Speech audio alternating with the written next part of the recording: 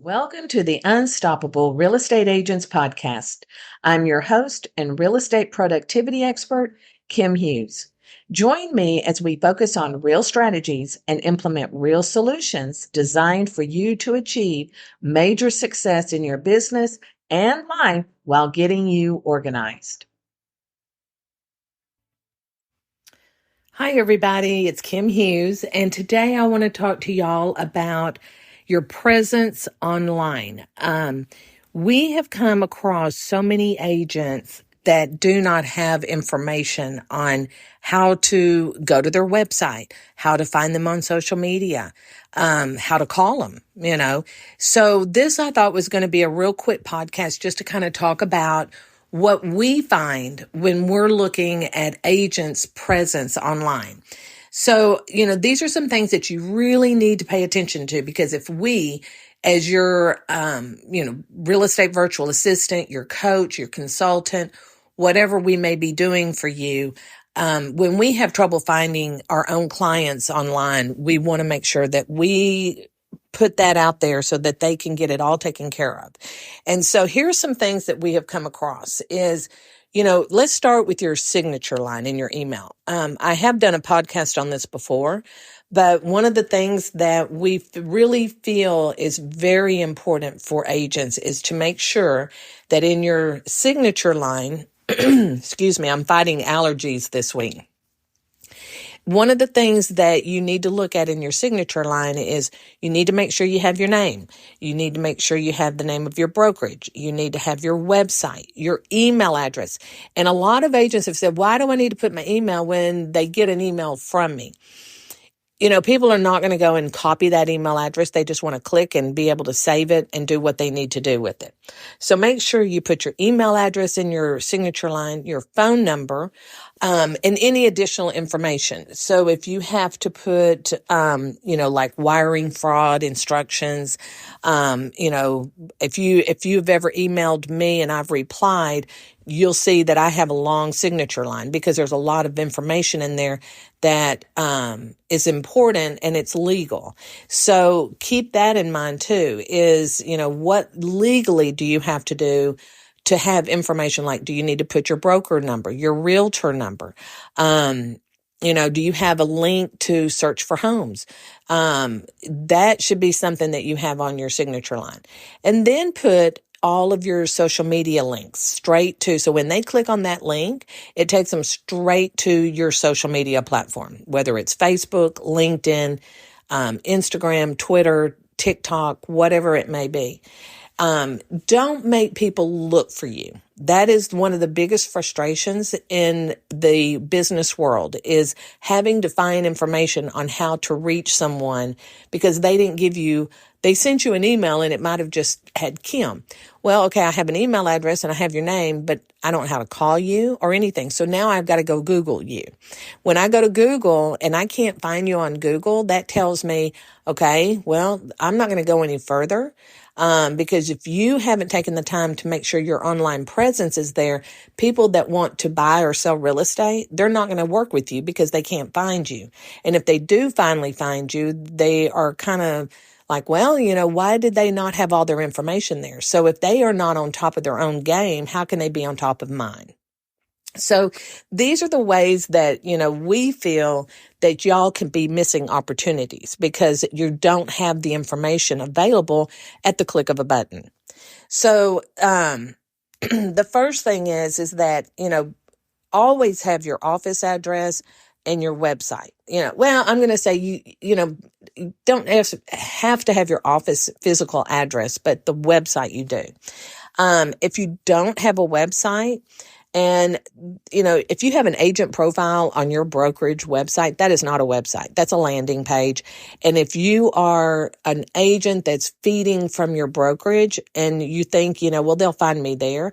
Think of everybody in your office that has a profile on that brokerage website. And if they do find you, they're going to be distracted by all the other agents that are in that office. And they're going to be learning about those agents. And they might find one that does have all their information and easy to capture and reach out to. So keep that in mind, is that if you are that agent that has agent profile page on your brokerage website, you need a website. You need to make that investment and get that done. There are plenty of websites out there that are inexpensive. They may not have all the bells and whistles you want, but at least it's your own. And you need to create your own identity away from everybody else so that you don't have the competition sitting there looking at you square in the eye. A couple of website companies that I would recommend would be iHouse Web. They are one of our top companies that we work with when we work with our agents on building websites. So I would highly recommend that you reach out to them. And, if you mention my name, they may give you a discount. I don't know if that would still be available, but I know in the past that any of my clients or potential clients would reach out and tell them that I sent them and they would offer y'all a discount. I make nothing off of that. It is strictly just a good working relationship, and I know that they are really good at what they do. So reach out to iHouse Web and see if they can't meet your budget. And if not, just do some searching. I mean, there's like Real Geeks. There's, Boomtown. There's tons of them out there. You just got to find the one that works for you. And then the next thing is conflicting information. So this is when when I Google you and you may come up as ABC brokerage, but you've left that brokerage and now you're with, brokerage. So you need to make sure that when you change brokerages, that you update all your information across all platforms. And you really should start with all the search engines. So you need to go out there and do a Google search on yourself and see where you come up, how you come up, and then click on the links that are available to make sure that those links go to your website. Okay? Because the last thing you want to do is tell somebody that you've met, oh, I'm with ABC Realty, and then they go to Google you and you are with they see everything with your previous brokerage. So I want you to look at that real well and Google yourself and then start from there.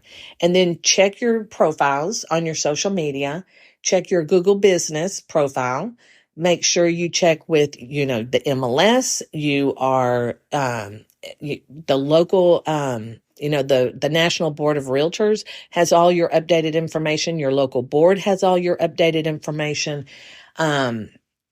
Just make sure that if you do move, the first thing you need to do is get all of that information changed and change it in your signature line. You might forget to do that. So this is just a little reminder that change it in your signature line as well. Go to your website and make sure that all the correct information is there. So especially if you were working under a brokerage email account. And because they're getting those emails, you're not. So make sure that you have an email address that you use independently, that is your own email. And I'll go into that in just a second. Then make sure that the links to your social media accounts from your website, make sure they're active and they go to the correct page. You may have changed a page or you may have changed the wording. I've done that before where, I can change the name of my page, but then I didn't change the link on my website. So you have to change it and then go to your website and change it and just copy the link and then replace the link that you have on your website. That is one of the biggest frustrations is if you go to, say, Facebook, they give you the opportunity to fill out all the information about you. And so you need to check that, frequently to make sure something didn't get lost, a link didn't get broken, but, fill that information out and then use Facebook gives you a great advantage. So you have a place to put reviews. Make sure that you're sending out, emails to your clients, asking them to give you a review and give them the link so that they can go put it on your Facebook because you can't do that. They only can do that.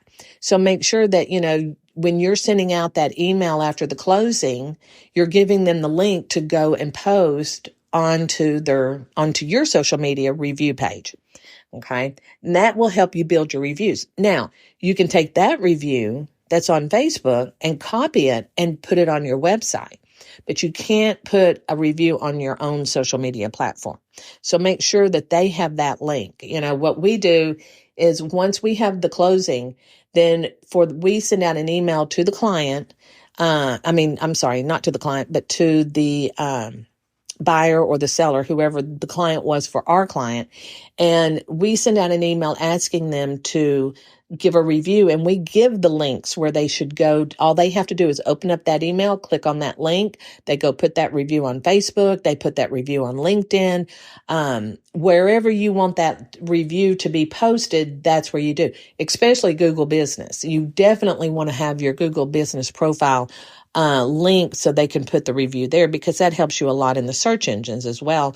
And when people are looking for you through a Google search and you come up, they can see all the reviews right there. And so make sure that anything that links outside of your website links to the appropriate page. Okay. And make it visible. So if you look at some people's websites, you might see the little social media platforms like down at the very bottom in the footer of the website in the right-hand corner, and you can barely see it. Or you might see it at the top of the website in the corner. Those, you can see them, but it's not prompting people. So what I would recommend is that on your website, you would have a page called Let's Connect. And that page would be a list of all your social media accounts where they can connect with it. Y'all can connect through those links. So it's a visible link. Okay. So that's a really popular thing to have on your website because it's easy. It's easy for everybody to find you the way they need to. And that could be like on your contact page. It could be anywhere on your website. But we find that when we create those pages as an independent page on the website, that people are getting more connections. And so that would really be a huge benefit if you took a few minutes and did that. You need to make sure that, again, I've already said this, but I'm going to say it again. Go look at your profiles on social media and on your Google Business. It's so important to make sure that those are updated. And then your profile page on your broker's website, again, is, if you can put links to your social media, you need to do that.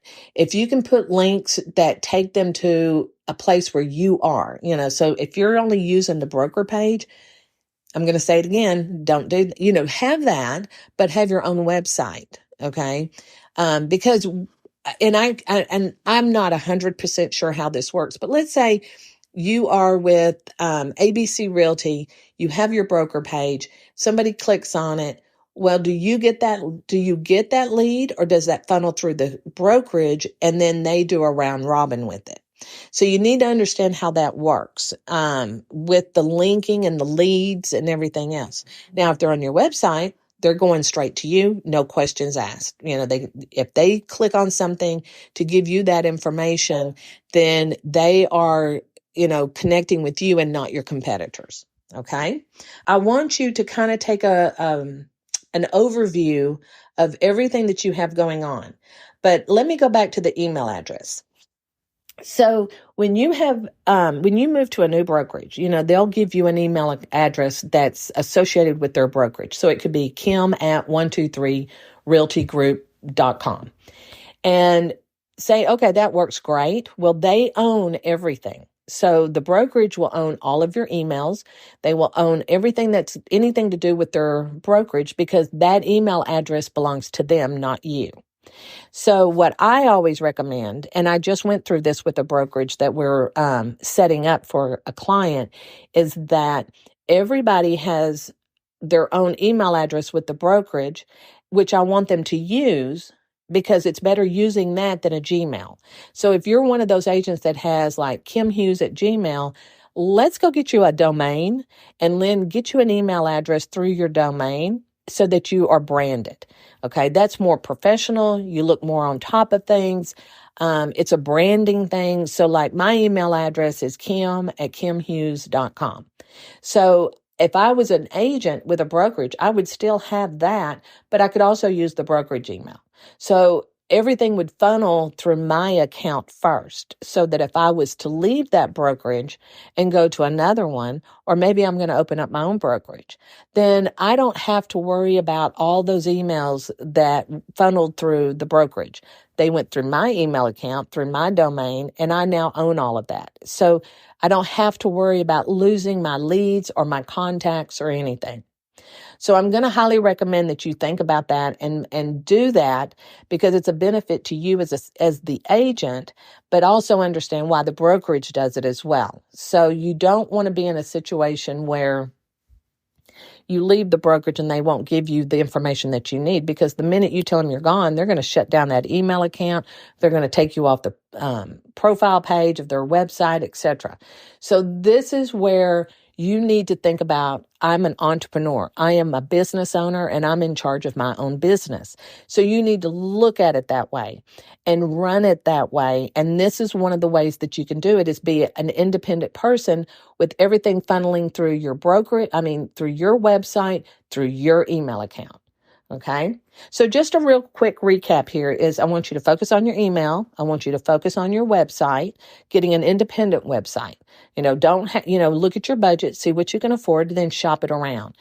Some agents will build a website on Wix, and you can do that. It's not expensive. You just got to know how to do it. So there's a lot of back things that you might need to learn. But once you do that, now you own your own website, and you can control the budget, and you can control what goes on that website. I'm one of these that I'm like, max out your website. You want to be the market leader in information for your community, but you can do that a little bit at a time. You don't have to do it all at once. Okay. Then check out your social medias, look at all of your profiles, look at all of your reviews, and come up with a system on how to get people to post the reviews on your social media accounts, on your Google business profile. And then that way, when you have a closing, that email goes out, or that text message goes out immediately after closing, because you want to capture them when they're excited. And then you want to look at your email signature, make sure that it's updated. It's got all the information in there. So when you think, I'm giving out, my signature line could be 20 lines. Well, that's okay. It's 20 lines because it's a way for people to reach you. So even on my iPhone has the same signature line as my Outlook, as my Gmail, as my other accounts that I have. You will see my full signature. So there is no doubt of any way you want to reach me. And anybody on my team, they are the same way. They have all that information in their signature line and their phone number, as well as my phone number. So if they can't reach their account, their team member, they can reach out to me, and they don't have to go look for that information and get frustrated and lose, it could take them 10 minutes, but that's 10 minutes out of the day. And that's a frustration you don't want to give to anybody that's trying to reach out to you. So I hope this podcast was informative. And if you have any ideas on how to better brand yourself as, getting your information updated, we'd love to hear it. And I would love it if you would give us a, comment. If you're listening to this on your favorite podcast platform, please follow us. We release new podcast every week. And if there is a topic that you would like some more information on, please feel free to reach out and talk to me about it. And if you need to talk to me about anything we've talked about today, please feel free to reach me at kim@kimhughes.com. And you go out and you have a great day, and we'll talk to you next week. Thank you.